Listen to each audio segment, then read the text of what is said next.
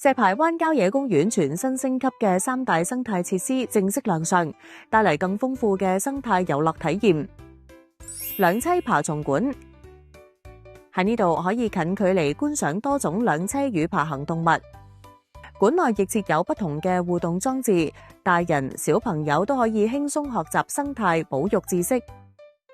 我哋個兩棲爬蟲館咧，預計喺我哋3月7號綠化週開幕式之後咧，就會正式對公眾開放嘅。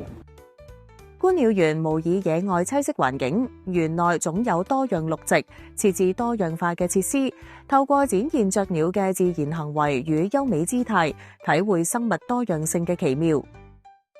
蝴蝶友善花園種植多種蜜源及寄主植物，吸引不同品種嘅蝴蝶前來覓食棲息。